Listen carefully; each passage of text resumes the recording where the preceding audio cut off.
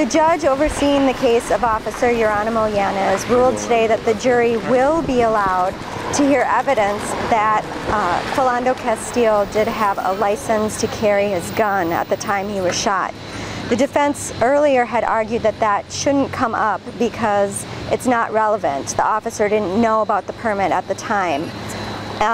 However, the defense said if it is entered into evidence, they want to be able to bring up evidence that the permit was perhaps obtained illegally. They're alleging that Philando Castile was using marijuana at the time when he obtained his gun permit.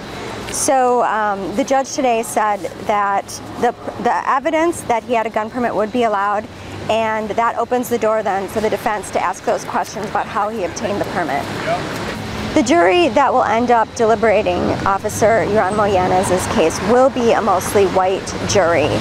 Of the 23 people that started the day Monday before the final strikes of jury members were taken, there were only 2 people of color on that jury. So that number could be reduced even further once we get to final number of 15. By the end of the day Monday, there will be a final number of 15 jurors, 12 of whom will actually deliberate the case, 3 will be alternates.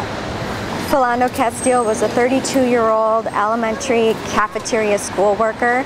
He was driving in a car with his girlfriend and his girlfriend's young daughter last July 6th when they were pulled over for what they were told was a broken taillight. At the time of the traffic stop, Castile did tell the Officer Geronimo Yanez, that he had a gun. And after that, a short time elapsed, and Officer Yanez fired and shot Philando Castile. The whole incident took just over a minute.